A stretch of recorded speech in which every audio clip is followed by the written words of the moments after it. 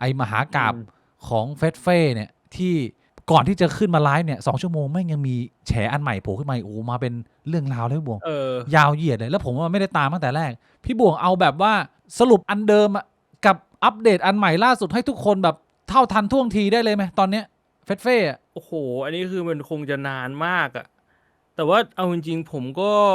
คือมันยาวจนผมงงไทม์ไลน์ไปหมดแล้วว่าแม่งยังไงตอนเนี้ยไม่มันต้องรู้ไม่บวกเอาประเด็นที่ว่าไอ้เชี่ยมันเป็นเรื่องที่ใหญ่จริงๆสังคมต้องรู้จริงมันเรื่องไร้สาระเพื่อนทะเลาะกันอะไรเงี้ยมันเราต้องติดตามมากน้อยขนาดไหนทำไมมันถึงเป็นเรื่องใหญ่ผมว่าช่วงแรกๆเนี่ยมันเป็นประเด็นที่เรียกว่าเพื่อนทะเลาะกันเนี่ยอันนี้เป็นเรื่องที่น่าสนใจที่คุยได้พอมันเพื่อนทะเลาะกันเนี่ยแม่งอารมณ์แบบด่ากันด้วยอารมณ์ไม่รู้ข้อเท็จจริงไม่มีการโชว์หลักฐานไม่มีอะไรทั้งสิ้นพูดมั่วๆใส่กันคนมันก็ตามไปมันหนักตรงที่มันพูดใส่ฝ่ายเดียวด้วยอีกฝ่ายเงียบไม่โต้ตอบอีกฝ่ายก็พูดไม่รู้จริงไม่จริงตอนแรกมันเป็นแบบนั้นคนมันก็เลยแบบเริ่มไม่ให้ราคาหลังจากที่ตอนแรกๆมันเป็นกระแสคนมันก็ฮือฮาว่าเฮ้ยเฮียที่มึงพูดมันจริงเหรอวะแต่พอมันนานวันเข้า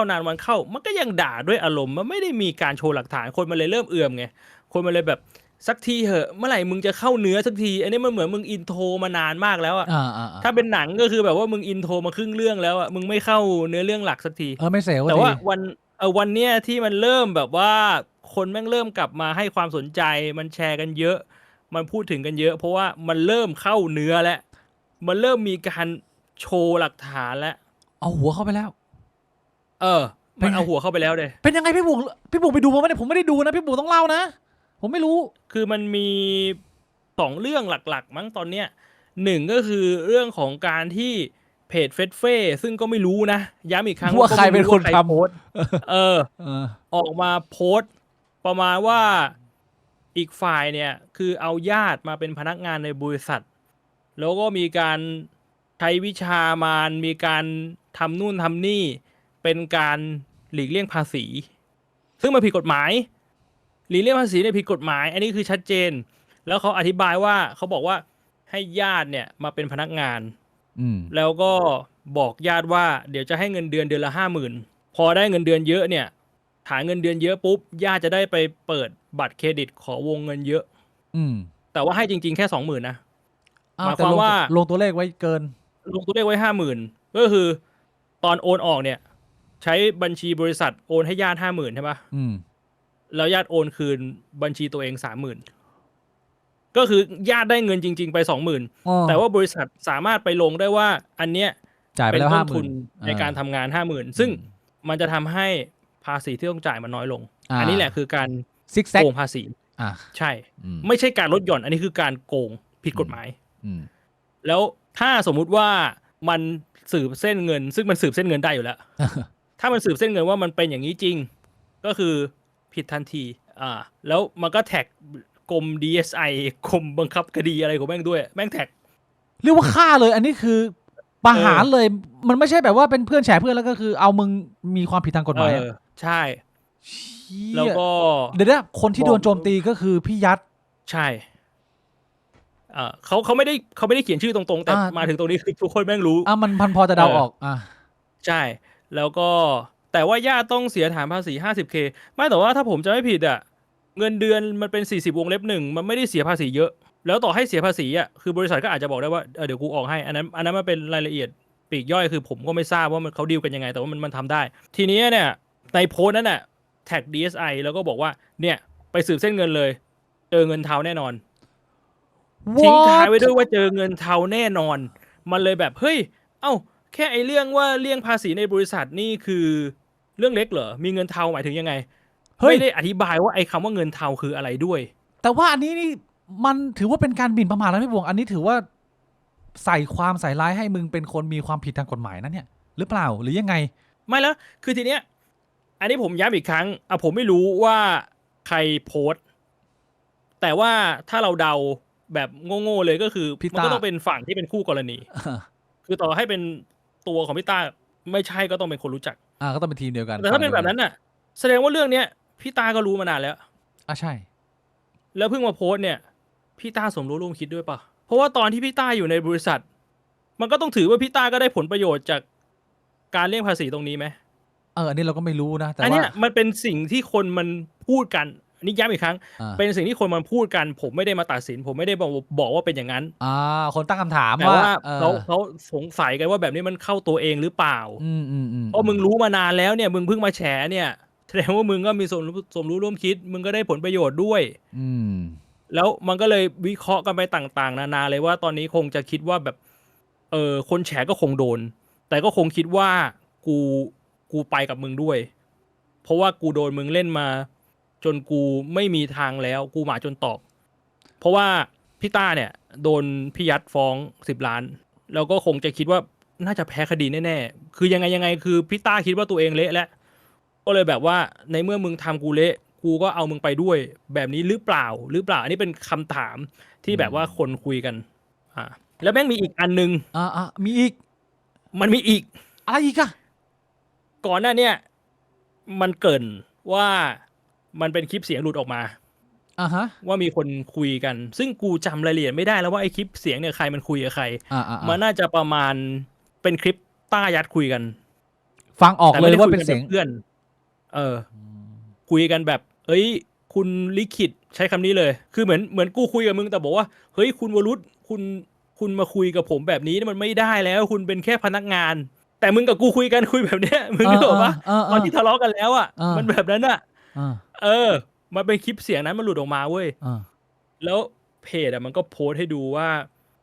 รายชื่อผู้ถือหุ้นเวลามึงไปเปิดบริษัทมันจะมีใบออกมามันจะมีรายชื่อผู้ถือหุ้นว่าตอนแรกมันเป็นของใครแล้วเขาก็โพสเขาก็อธิบายว่ามันมีความพยายามจะเข้ามาฮุบอะไรแบบเนี้ยแล้วผู้ถือหุ้นแม่งถูกเปลี่ยนมีการปลอมเอกสารมีการนู่นนี่นั่นแต่ตรงเนี้ยผมก็ไม่รู้รายละเอียดเป็นยังไงเพราะว่าจริงๆแล้วไอชื่อผู้ถือหุ้นอย่างบริษัทคอเย็นผมสามารถเปลี่ยนชื่อผู้ถือหุ้นโดยไม่ต้องแจ้งใครนะไม่ผิดกฎหมายสามารถทำได้ผมสามารถทำได้ผมสามารถฮุบบริษัทได้เลยแต่ว่าถ้าผมเข้าใจไม่ผิดมันมีรายละเอียดอยู่ว่ามันแจ้งทีหลังต้องแจ้งทำแล้วมาแจ้งแล้วก็ต้องไปเคลียร์เงินกันอันนั้นถึงจะไม่ผิดกฎหมายรายละเอียดผมอาจจะไม่ชัวร์ 100% แต่มันทำได้โอเคผมก็เลยไม่รู้ว่าอันเนี้ยคือคนที่โดนเขาไม่มีความรู้หรือเปล่าและไอ้คนที่ทำก็คือกูทำได้เนี่ยว่ากูฮุบเลยกูไม่บอกใครเดี๋ยวไปบอกทีหลังแต่ดันไม่จ่ายเงินพอดันไม่จ่ายเงินมันเลยเป็นปัญหาไงเพราะว่าต่อให้จะเปลี่ยนแต่มันต้องจ่ายเงินตามมูลค่าหุ้นของบริษัทที่มันควรจะเป็นเข้าใจคือมันก็เป็นทรงคล้ายๆเหมือนกับว่าเดาๆนะแบบบางทีพอมันมีข้อพิพาทแบบนี้แล้วมันฟ้องกันไปฟ้องกันมาเรื่องนี้ถ้าเกิดต่างฝ่ายต่างมีการฟ้องซึ่งกันมันก็มีการตัดสินให้เจ้าก็ได้นะพี่บวงคือเอาไปว่าเจ้ากันไปแล้วกันอะไรเงี้ยอีกฝั่งหนึ่งเขาอาจจะเพราะว่าพี่บวงบอกว่าพี่ต้าโดนฟ้อง10 ล้านจากพี่ยัดถูกไหมเขาโดนเรื่องอะไรโดนเรื่องละเมิดลิขสิทธิ์คือมันเหมือนว่ามันมีไอช่องชัยโสโลมั้งถ้าพี่บิ๊กเคยได้ยินว่าต้ายัดชัยโสโลประเด็นลิขสิทธิ์ผมไม่ชัวร์แต่คิดว่าน่าจะเป็นช่องนั้นเหมือนช่องนั้นพอทำขึ้นมาแล้วมันมีคลิปหนึ่งที่ทำมันก็จะอยู่ภายใต้ของบริษัทชัยโสโลใช่ปะแต่ว่าทำคลิปนี้ขึ้นมาแล้วไม่ได้มีการปล่อยสู่ Public ป้าเขาก็เลยคิดว่าคลิปนี้มันทำขึ้นมาแล้วแล้วมันไม่ได้เอาไปใช้งานงั้นกูขอเอาไปใช้ในช่องตัวเองแล้วกันน่าจะประมาณนี้พอเอาไปใช้ในช่องตัวเองปุ๊บเลยโดนฟ้องเลยว่าเฮ้ยไอ้นี่มันลิขสิทธิ์ของคนอื่นมึงเอาไปใช้ได้ยังไงเชี่ยโอ้โหเรื่องซึ่งจริงๆแล้วมันเป็นเรื่องเล็กน้อยมากถ้าเป็นความเป็นเพื่อนมันยังอยู่มันคุยกันง่ายมากเรื่องแบบนี้มันแบบว่าความสะบั้นหันแหลกของความไม่เหลือเยื่อใยแม่งเละเทะมากเลยว่ะเฮียมันกลับมาไม่ได้นะลงประมาณสมมุติว่าเนี่ยช่องบิ๊กบวงกูกับมึงทำด้วยกันใช่ปะแล้วมึงตัดคลิปมาคลิปนึงแล้วมึงเอามาให้กูดูกูบอกคลิปนี้ดีนะแต่สุดท้ายมึงไม่เอาลงกูก็เลยเอาไปลงช่องตัวเองแล้วมึงฟ้องกูเลยแบบนั้นมันอารมณ์ประมาณนั้นโอ้โหกูเข้าใจนะถ้าสมมติผมเข้าใจผิดอะไรชี้แจงได้สามารถชี้แจงได้บอกได้ให้ข้อมูลเพิ่มเติมได้นึกภาพออกผมก็ตามแต่ผมก็ไม่ได้รู้รายละเอียดแบบ 100% เพราะอย่างที่ผมบอกมันเยอะมันรายละเอียดแม่งเยอะแล้วการที่พี่ต้ามาทำแบบนี้ล่าสุดเนี่ยมันก็ไม่ได้เพื่อเอาไว้ต่อรองด้วยนะเพราะว่าดูเหมือนเขาจะเหมือนเป็นการชี้โพรงให้กับทางเจ้าหน้าที่ไปเล่นงานแต่ว่าตัวเขาเองไม่ได้มีส่วนได้เสียอะไรไงมีแต่จะเสียด้วยซ้ำไอ้ที่เขาบอกว่ามึงจะเป็นผู้สมรู้ร่วมคิดหรือเปล่าแต่ว่ามึงก็ไม่สามารถเอาเรื่องนี้ไปแบบไปเจรจากับ เคสอื่นได้นะมันก็เลยเฮ้ยเฮ้ยสงสัยจะคามิคาเซ่แล้วมั้งเนี่ยแม่งระเบิดตัวตายชนกันแล้วตอนนี้แบบจ้างแม่งแล้วไม่ดีว่ะพี่บวงถ้าเกิดว่าถึงวันนั้นเราอย่ามาแทงกันอย่างนี้เลยนะพี่บวงเราแบบจับมือใช่แบบตบไหล่2 ทีอ่ะคือกูบอกเลยนะพี่บิ๊กถ้าทะเลาะกันแล้วจะให้ฝ่ายใดฝ่ายหนึ่งไปอ่ะมันก็ต้องลากกันไปทั้ง2 คนบอกว่าคือถ้ามึงจะทำให้ชีวิตกูพังมันไม่มีทางที่กูจะนั่งอยู่เฉยๆอยู่แล้วกูว่ามันแบบเดียวกันถ้าอยู่ๆกูจะแบบทำมึงแย่มึงก็คงไม่ปล่อยถูกปะเพราะฉะนั้นมันสำหรับกูคือถ้าสมมติมันจะหักกันแล้วมันก็แค่ต่างคนต่างไปอ่ะดีที่สุดไอ้เหี้ยจะมาแทงอะไรกันให้แบบเหนื่อยนะพี่บวงนะไม่ต้องแบบเยอะแยะนะก็เอาจบๆเอาแบบคุยง่ายๆอ่ะพี่บวงมันก็นะแต่ก็ไม่รู้ว่าบางทีแม่งพื้นฐานคนมันอาจจะคนละแบบแล้วมั้งแล้วก็เรื่องเงินก็อาจจะจำนวนเยอะแล้วผมว่าเอาจริงนะเรื่องพวกเนี้ยอย่างที่มิงบอกผมว่าตอนที่แม่งมีแค่มึงกับกูอ่ะแม่งไม่มีปัญหาหรอกแต่พอมันมีเมียปุ๊บอ่ะแล้วเมียมันก็แบบเฮ้ยทำแบบนั้นดิเฮ้ยทำแบบนี้ดิไอ้เชี่ยมันกูว่ามันเยอะนะที่แม่งพังเพราะเรื่องเนี้ยมันโดนเป่าหูอ่ะก็ต้องแก้ไงอ่ะคือคุณก็ต้องเป็นคนไม่ฟังเมียอย่างเงี้ยหรือว่าไงไม่ให้เมียเข้ามายุ่งในธุรกิจหรือว่ายังไงวะมันต้องไงวะก็พูดยากแม่งของกูโชคดีได้ไปบอกของกูนี่ฟังไทยเฮียอะไรไม่ออกก็สบายเลยไม่รู้เรื่องเฮียเลยทุกวันนี้ไม่รู้เลยกูพูดเลยไปบ้างเห็นได้ทำท่าชักว่าวอย่างเดียวเรื่องพี่ต้าเฟสเฟ่มันมีอะไรจะต้องพูดอีกไหมหรือว่าก็ดูพวกพี่เขาแบบว่าคามิคาเซ่กันไปเลยแล้วก็แบบกินป๊อปคอร์นชิวๆรอถึงวันคือตอนนี้มันกลายเป็นเหมือนแบบมันเห็นคนทำลายตัวเองมันเศร้านะเว้ยพี่ผมเรื่อยๆกูไม่ได้เป็นคนในวงการกูไม่ได้มีคนรู้จักเยอะไอ้เหี้ยถ้ากูเป็นคนใกล้ชิดนะมันต้องมีสักวันหนึ่งที่กูแบบเฮ้ยพี่มาแบบมาชิลกับผมหน่อยแล้วแบบไอ้เหี้ยมึงให้มันยังไงวะมันติดตรงไหนวะพี่สนิทกันขนาดแบบมันสนิทกันมากนะเว้ยพี่บวกพี่ต้าพี่ยัดอ่ะมันแบบโอ้โหเล่นกันแบบหรือว่าทุกอย่างมันเป็นคอนเทนต์พี่บวกสุดท้ายแล้วว่ามาทาดาไม่ได้นะอันนี้ไอ้จุดที่กูมันไม่น่าจะคอนเทนต์แล้วนะอันนี้เลยคือถ้าเป็นแบบว่ามันเรื่องฟ้องร้องเข้ามาเกี่ยวข้องอ่ะโอ้ถ้าแม่งแบบว่าถ้ามันไปจบที่ว่าแบบถ้าคอนเทนต์ได้นี่คือแบบคือมันคือมหากาพย์ของแบบว่าไม่เชื่อมันระดับก้อนเลยนะมันก้อนเทียเลยนะเชี่ยขึ้นไปเบียดกับแจ็คแอสอะกูบอกเลยถ้าแบบ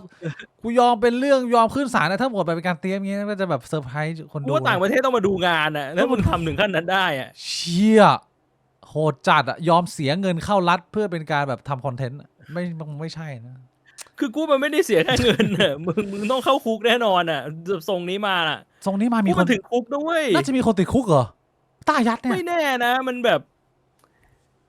ไอ้ชื่อมันอาจจะกูไม่รู้ว่ะโอ้โหคือถ้ามันโดนอาญาแล้วมันโดนแบบ2-3 รอบติดมันไม่มีรอลงอาญามันก็ต้องเข้าคุกเลยแต่กูไม่รู้ไงว่ามันจะมีเรื่องไหนที่มันจะเข้าอาญาได้บ้างอย่างหมิ่นประมาทถ้ากูจำไม่ผิดมันก็มีอาญาได้นะไอ้เชี่ยคือแบบมึงถามคนที่เติบโตมากับหน้าตาของพี่ต้าพี่ยัดอะคือคนที่ไร้สาระและตลกที่สุดในยุคที่แบบพูดที่อะไรแบบไม่ควรจะเป็นเรื่องที่เราต้องแบบมีเรื่องฟ้องร้องกลายเป็นคนที่กำลังแบบ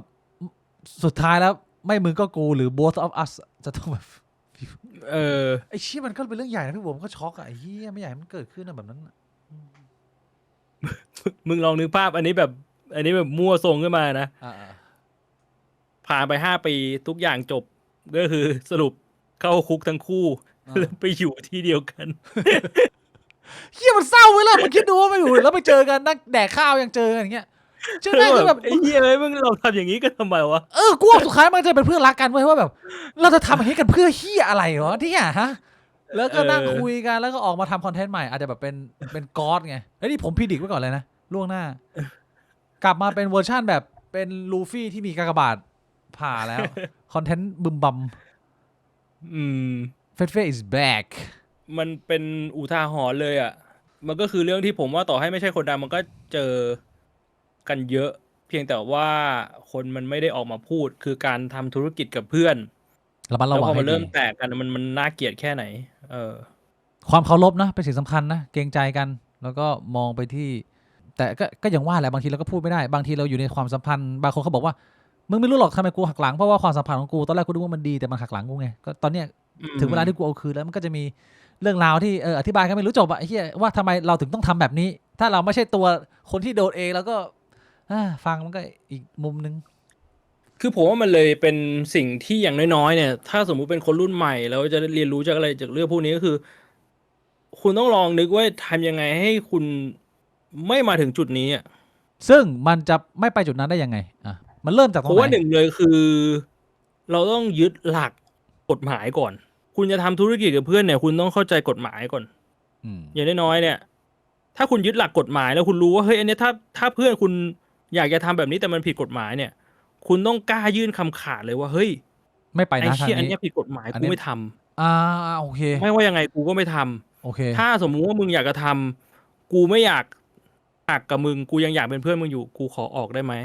โอ้โหกูอยากให้กูมารู้เรื่องอะไรแบบนี้แต่พูดอย่างนั้นมันก็เหมือนหักนะพี่บวงถ้าเกิดว่าปฏิเสธอะไรเงี้ยมันก็ดูแบบโอ้โหมันก็ดูเสียกันในระดับนึงอ่ะในมุมเพื่อนอ่ะกูว่าถ้าจะให้เปรียบเทียบอ่ะมันก็คือการหักที่มันเบาที่สุดไงเพราะว่าถ้าสมมุติว่าใจมึงรู้สึกว่าเฮ้ยที่ทางนี้มันไม่ถูกต้องนะแต่เพื่อนมึงจะไปอ่ะกูว่าต่อให้มึงเกรงใจแล้วมึงไม่ยอมหักกับเพื่อนมึงตอนเนี้ยไปข้างหน้ามันก็หักกันหนักกว่าเดิมไอ้กูเดานะโอ้ใช่คืออันเนี้ยโอกาสมันเยอะอันนี้มันไม่เกี่ยวกับว่าผมจะตอบเอาหล่อนะเพราะว่าผมพูดตามตรงว่าผมอยากจะให้คนที่ดูอยู่แล้วอาจจะยังไม่เคยทำธุรกิจกับเพื่อนเนี่ยจำเอาไว้ว่าถ้าสักวันหนึ่งคุณทำเนี่ย คุณต้องระวังเรื่องพวกนี้เพราะผมเห็นมาเยอะ ผมเห็นเพื่อนผมทะเลาะกันเพราะเรื่องพวกนี้แหละ ผมบอกเลยว่านึกออกป่ะพอเราเห็นเพื่อนสองคนทะเลาะกันอ่ะ เราเป็นคนกลางอ่ะ เราก็อึดอัดมันแย่ขนาดเราไม่ใช่คนที่เข้าไปเละด้วยอ่ะเรายังอึดอัดเลย ผมเห็นถึงขนาดแบบเพื่อนแม่งไม่เผาผีกันอ่ะแม่งก็คือแบบกูจะไม่ไปงานศพมึงแล้วทั้งนี้ที่แบบเมื่อก่อนแม่งสนิทกันมากที่อะไรเงี้ยเชี่ยงานแต่งก็บอกมึงไม่ต้องมางานแต่งกูไอ้สัตว์กูไม่นับเพื่อนมึงแล้วแบบเนี้ยคือมันแบบอยากให้เรื่องพวกนี้เป็นอุทาหรณ์เพราะว่าคนเราพอเติบโตไปคุณจะอยากทำธุรกิจ แล้วคนแรกๆที่คุณจะคิดถึงด้วยมันก็คือเพื่อนเว้ยมันเริ่มจากคุยกับเพื่อนก่อนว่ามันทำได้คือคุณนึกออกปะไอ้เชี่ยเป็นเพื่อนที่สนิทกันตอนมหาลัยแล้วก็แบบนั่งกินเหล้ากันแล้วแบบเฮ้ยเชี่ยเอาไว้เราทำนู่นทำนี่กันไหมแล้วพอมึงทำงานมึงนึกขึ้นได้มึงก็โทรไปหาเพื่อนบอกเฮ้ยเชี่ยมันเปิดธุรกิจเห็นไหม5 ปีผ่านไปมึงเป็นแบบเฟ้ๆอย่างเงี้ยโอ้คนมันเป็นแบบนี้เยอะมากไอ้เชี่ยเราก็ต้องเตรียมพร้อมเตรียมตัวเตรียมใจให้เต็มที่ที่เราจะไม่เป็นแบบนั้นนะเพราะว่าที่พี่ผมพูดมาก็คือสถานการณ์ที่เกิดขึ้นกับเรา2 คนอยู่ตอนนี้นี่แหละใช่ไหมล่ะก็พยายามต้องระวังพยายามนะพี่บวงนะเอาพูดคุยกันนะพูดคุยสบายๆนะใช่ผมคิดว่าเส้นทางที่ทำแล้วมันถูกกฎหมายเนี่ยณตอนนั้นเนี่ยมันอาจจะเสียเงินเยอะกว่าแต่ว่าผมว่ามันเสียน้อยเสียยากเสียมากเสียง่ายคนที่คิดว่าแบบเฮ้ยเฮียเราซิกแซกนิดหน่อยนะตอนนี้มันจะได้แบบได้นู่นได้นี่เยอะแต่ว่าอนาคตแม่งไม่คุ้มพี่บุ๋มอย่าเป็นคนเสียน้อยเสียยากผมว่า